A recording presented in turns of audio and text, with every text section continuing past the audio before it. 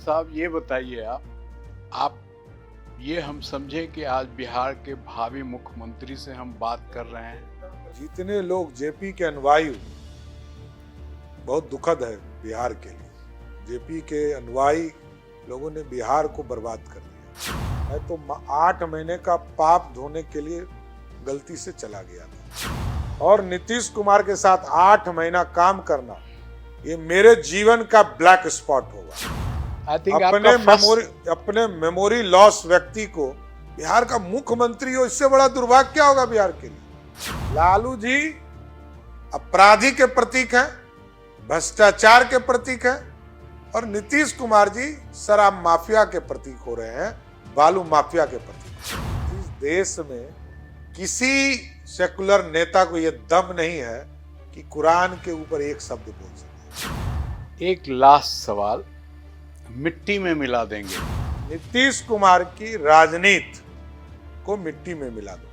दोस्तों, आज मुलाकात और बात में बिहार के बीजेपी के अध्यक्ष, नए नव निर्वाचित अध्यक्ष श्री सम्राट चौधरी जी से मुलाकात है। इससे कुछ सवाल है जो इनसे अभी करेंगे और बताएंगे कि क्या है ये। सबसे पहले सम्राट जी, आपकी परवरिश जो हुई वो सोशलिस्ट घराने में हुई। पिताजी आपके कोई सोशलिस्ट मेरे पिताजी नहीं रहे।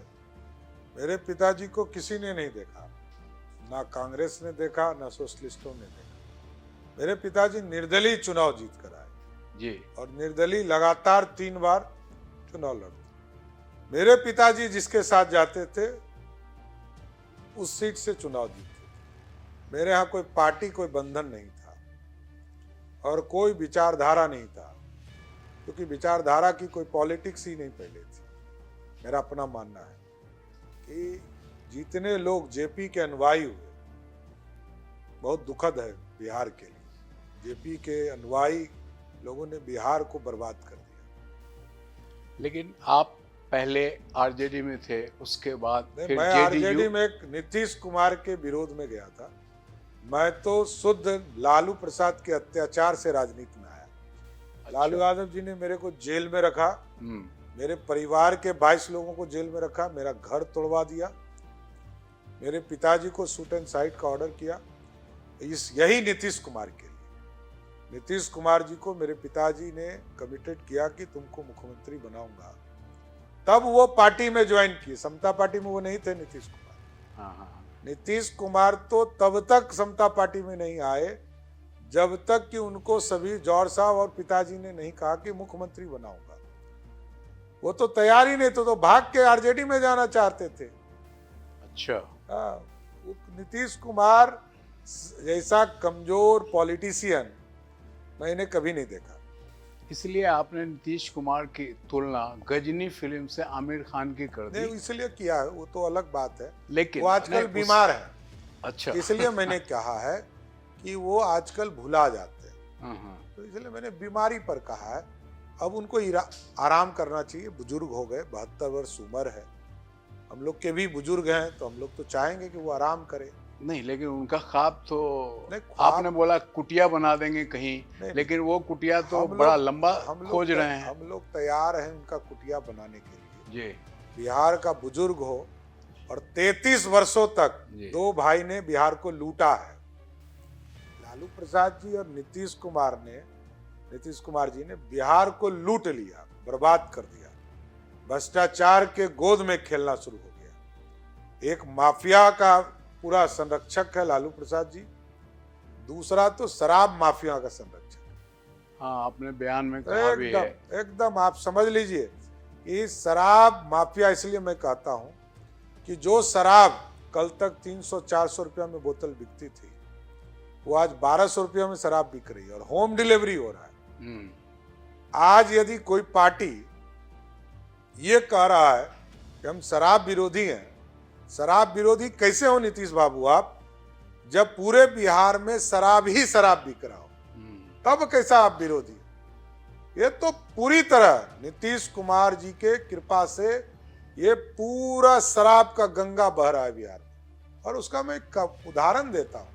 नीतीश कुमार जी जब सरकार में नहीं थे तो 1000 भी शराब की दुकानें बिहार में नहीं थी। और नीतीश कुमार जी जब सरकार में आए और जब इन्होंने घोषणा 2016 में किया कि बिहार में अब शराब नहीं बिकेंगे, तब तक 11,000 से अधिक शराब की दुकानें थी। बिहार के लोगों को शराबी बनाने वाला कोई व्यक्ति है तो उसका नाम सिर्फ और सिर्फ नीतीश कुमार है। नहीं तो आप तो अभी स्विच ओवर किया जनता दल यू से ही। मैं तो 8 महीने का पाप धोने के लिए गलती से चला गया था। तो मैं कभी भी नीतीश कुमार से अकेले में जो बात करेगा ना, उनका राजनीतिक सर्वनाश होना है। मैंने वो गलती किया था 8 महीने के लिए। नीतीश कुमार जी के साथ जाना मेरे जीवन का सबसे बड़ा राजनीतिक भूल है, और नीतीश कुमार के साथ 8 महीना काम करना ये मेरे जीवन का ब्लैक स्पॉट होगा। अच्छा सम्राट साहब, ये बताइए आप ये हम समझे कि आज बिहार के भावी मुख्यमंत्री से हम बात कर रहे हैं। एकदम गलत फहमी माथे से निकाल लीजिए। Bharatiya Janata party cadre based party है, मास बेस्ड पार्टी है। मोदी जी के आने के बाद ये मास की पार्टी है। बिल्कुल। और आज के तारीख में हमारे जैसा हजारों कार्यकर्ता बिहार में है जिसको केंद्रीय नेतृत्व मुख्यमंत्री बना सकता है। नहीं, लेकिन एक जगह पोस्टर लगा था जब आपको अध्यक्ष बनाया गया था उस टाइम कि ये अगला भावी मुख्यमंत्री योगी की तरह। देखिए, लोग प्यार करने वाला कोई बात रख सकता है जी, व्यक्तिगत प्यार से स्टेट नहीं चलता है।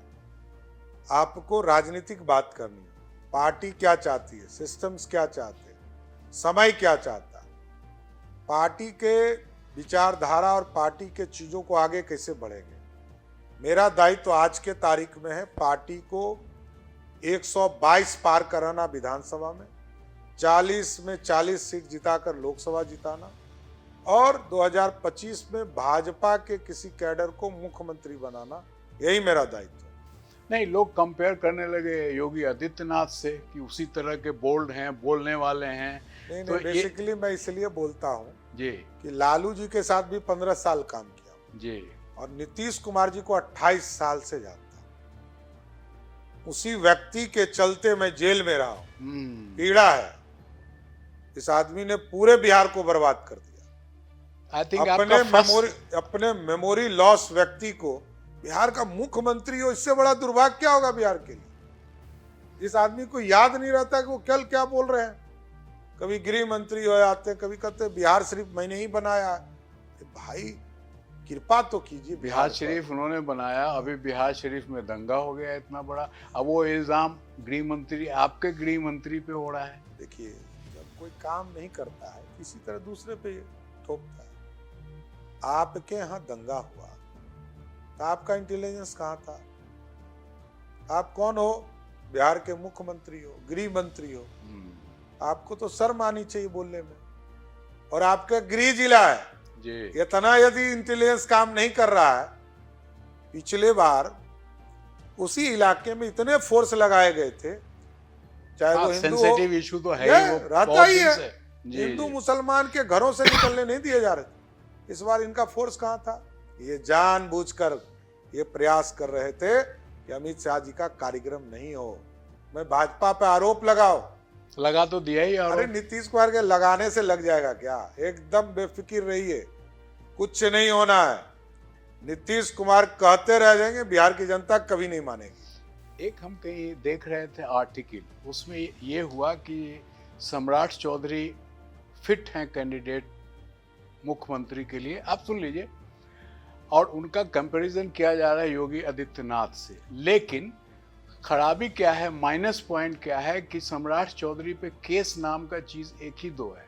नहीं, केस ही नहीं है, एक केस है मेरे ऊपर। हाँ, एक केस आपके एफिडेविट वो भी मैं बता रहा हूँ। नहीं सर, एक मेरे ऊपर जो केस है सुन लीजिए, लेकिन वो इलेक्शन केस है जी, वो भी नीतीश बाबू के कृपा से है। हाँ, तो वही तो, वो भी इलेक्शन में उनके कैंडिडेट घूम रहे थे। एफआईआर हम लोग पे क्यों हुआ पता नहीं। अब लोग तो क्लियर कट रिजवी जी हैं, अपराधी को छोड़ नहीं सकते। 5 बार एमएलए का चुनाव लड़ा हूं, किसी अपराधी के जमीन पर नहीं गया। अपराधी को बख्शा नहीं जा सकता है। बिहार को यदि ठीक करना है तो अपराधी को या तो जेल के अंदर रखना होगा, नहीं तो जमीन के अंदर रखना होगा। एकदम क्लियर कट है, कोई उपाय नहीं है बिहार को सुधारने का, यही रास्ता है। और जब तक लॉ एंड ऑर्डर ठीक नहीं होगा, ना इन्वेस्टमेंट होगा, ना काम बढ़ेगा, ना बिहार बढ़ेगा। जोगी जी कर रहे हो, कोई गलत ही नहीं कर रहे, मैं एकदम क्लियर कट कहता हूं। आप उत्तर प्रदेश देखिए, आज वहां 34 लाख करोड़ का इन्वेस्टमेंट चल रहा है। बिहार में कितने पता नहीं, आप ही बताएंगे बिहार में 60,000 करोड़ का एग्रीमेंट हम लोगों ने 34,000 करोड़ का कराया। आधा भाग गया लालू जी के साथ जाने के बाद। शुरू ही नहीं सकता है।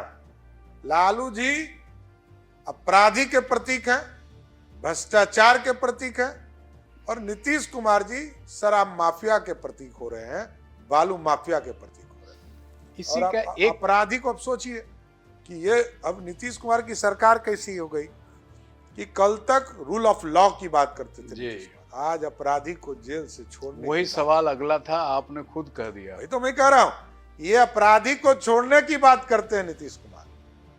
तो ऐसे मुख्यमंत्री को कौन चाहेगा? और 18 साल के बाद भी कहते हैं कि अरे ये हमको करना है। अरे भाई याद नहीं है, भुला काहे जा रहे हैं? छोड़िए, माफ कीजिए, बिहार को मुक्ति दीजिए, बुजुर्ग आदमी है। अच्छा, ये तो बुजुर्ग हो गए। अब ये बताइए कि आप जब विधानसभा में थे तो आपके ही अध्यक्ष, आपका तो उनसे भी बहुत झगड़ा हुआ। नहीं, कोई झगड़ा नहीं। जो आपने कहा कि व्याकुल मत होइए, एक ही वर्ड पे। मैंने देखिए नहीं, अब उन्हीं के साथ कर्मचारी एकदम दोनों मिलके, आज शर्मा और वही वर्मा, आपके साथ हैं। मैं और विजय सिन्हा जी शर्मा और वर्मा बनकर जी पूरे बिहार की राजनीति को बदलूंगा, एकदम स्पष्ट रहिए। और जहां तक आप कह रहे हैं, उस दिन कुछ पदाधिकारियों ने मिसलीड किया, उनको पूरा एग्जैक्ट रिपोर्ट नहीं दिया। उनकी भी जिज्ञासा थी कि भाई लोकतंत्र का मंदिर है, यहाँ एक एक बात आनी चाहिए, यहाँ जवाब आने चाहिए, हमको भी जवाब देना है।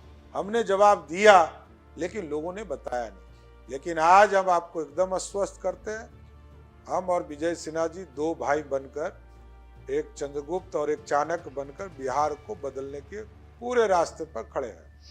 इसी क्रम में एक 1990 का हमने कहीं आर्टिकल पढ़ा था।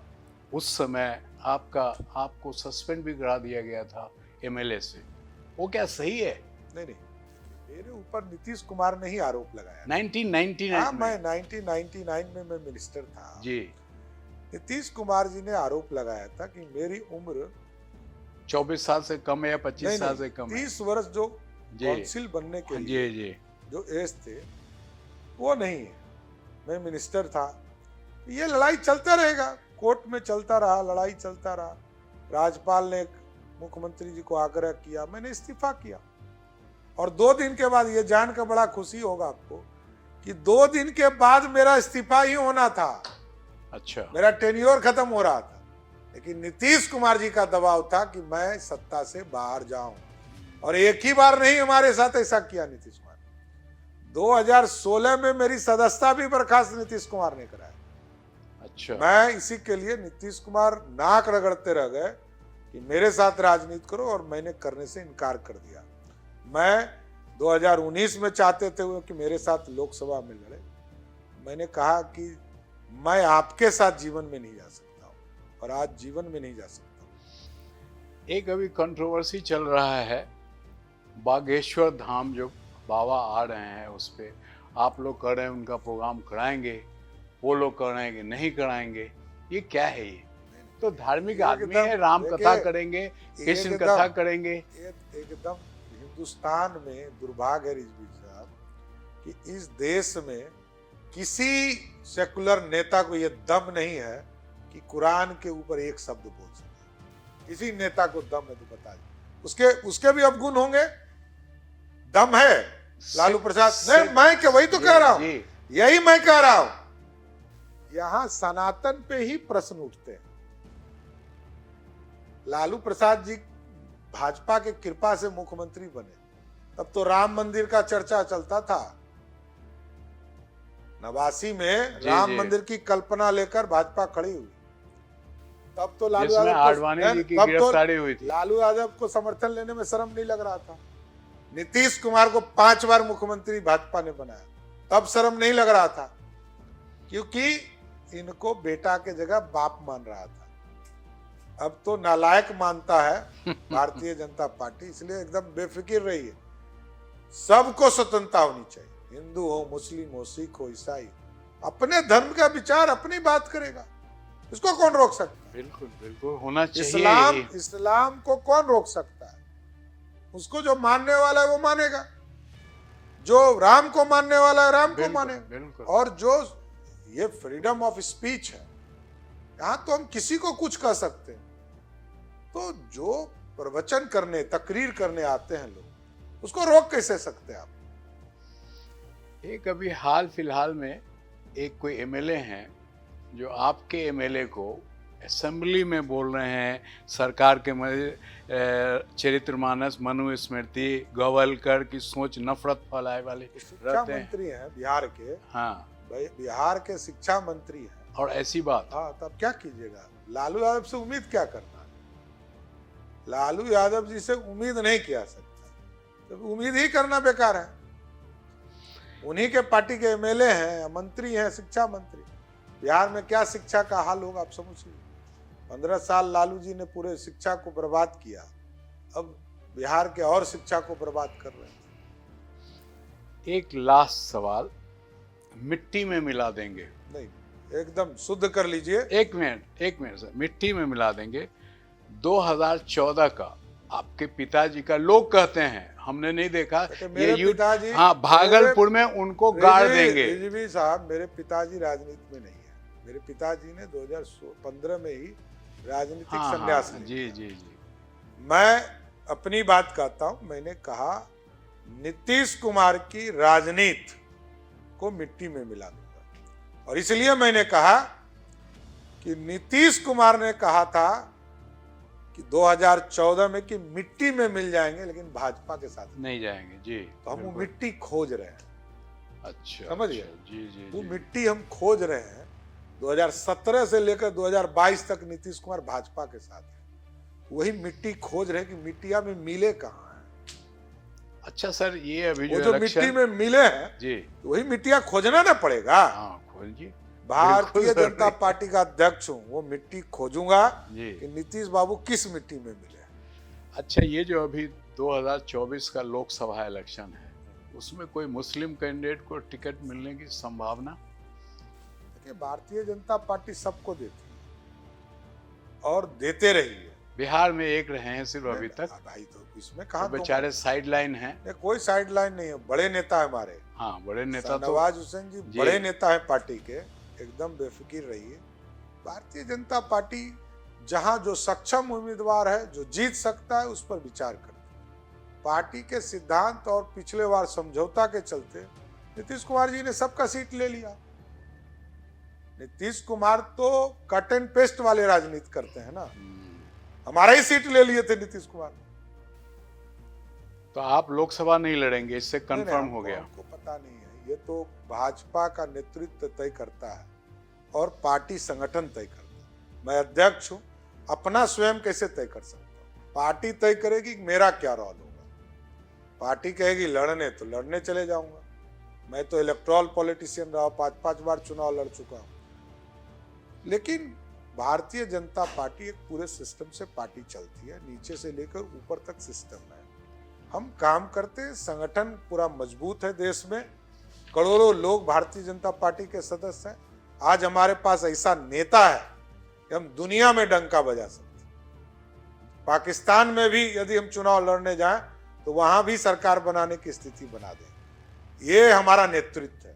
आज पूरा पाकिस्तान कंगाल हो गया, किसको खोज रहा है? सिर्फ मोदी को खोज रहा है। तो दुनिया में नरेंद्र मोदी जी को ही लोकप्रियता बढ़ी है, क्योंकि भारत को एक ताकतवर देश बनाया। आज समझिए, देश पैसा से बढ़ता है। यही भारत मनमोहन सिंह के पास था, और मनमोहन सिंह जी के पास इस देश का बजट में मात्र 15 लाख करोड़ रुपया ही हुआ करता था। आज 45 लाख करोड़ रुपया का बजट है, और रेवेन्यू 80% से अधिक रेवेन्यू वसूली होती है। पहले तो रेवेन्यू नहीं आता था। बिहार जैसे स्टेट में 20% रेवेन्यू है। नीतीश बाबू 18 साल से लेकिन कोई रेवेन्यू कंसेप्ट। सम्राट जी, लेकिन अभी जो रिजर्व है देश का, पिछले 8 महीने से तो हर महीने कम हो रहा है। कहाँ 540 तक आप मोदी जी ही गए थे, लेकिन अभी तो 510 पे रुके हुए हैं पिछले 7-8 महीने से। रिजर्व, इंडिया का जो रिजर्व है। देखिए एक चीज समझिए, इस देश में जो दुनिया का जो स्ट्रक्चर है जी, आज हम पूरी सिस्टम्स को खड़ा करने में दुनिया मर रहा है। आप देखिए कहीं का सेंसेक्स उठाकर, कहीं 50% महंगाई है और हम 0% महंगाई के करीब हैं। हिंदुस्तान को बढ़ा रहे हैं, हिंदुस्तान को घटा नहीं रहे। दुनिया में अमेरिका जैसा देश बैंकक्रप्ट हो गया, लंदन तबाह है, रसिया तबाह है, लेकिन हिंदुस्तान बढ़ रहा है और सब दुनिया देख रहा है कि भारत बढ़ रहा है।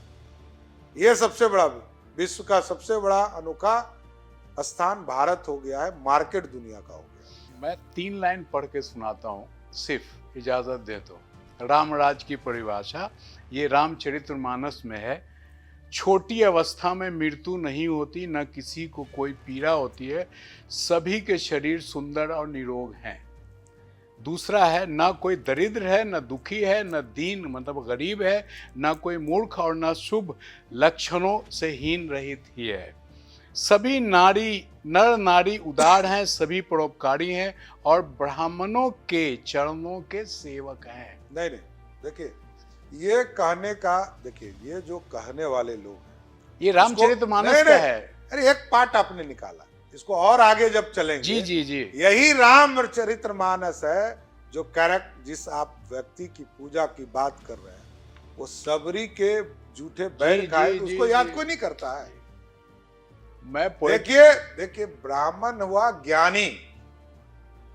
इस जगह का जो आप ब्राह्मण शब्द यूज कर रहे हैं वो हुआ ज्ञानी। जो ज्ञान अर्जन करेगा वही ब्रह्म है। तो यही है, यही तो मैं कह रहा हूं। नहीं तो ब्राह्मण क्यों, आप भी कर लें हम भी कर लें तो जो एकदम मैं ज्ञानी हूं जी, तो मैं मेरे सब सेवक होंगे। मैं यदि ज्ञानी हूं तो मेरे ही सेवक होंगे ना। बिल्कुल, बिल्कुल। यही है ब्राह्मण का मतलब यही है। किसी जाति वर्ग को आप मत सोचिए, एकदम क्लियर रहिए। चलिए, बहुत बहुत धन्यवाद आपका, आपने टाइम दिया। बड़े बेबाकी से आपने बोला, जैसे सुना था वैसे आज पाया। तो ये थे बिहार के अध्यक्ष, बीजेपी के नए नए बने हैं ये, और जानता तो मैं इनको बहुत पहले से हैं। अभी जवान है उम्र में, हमारे से तो काफ़ी जवान है ये। बड़ा बेबाक इन्होंने बताया सब बात पे। नीतीश कुमार से थोड़ा सा नाराज़ हैं, लालू से बहुत ज़्यादा नाराज़ हैं। अब देखते हैं आगे की राजनीति कैसी होती है। Thank you very much.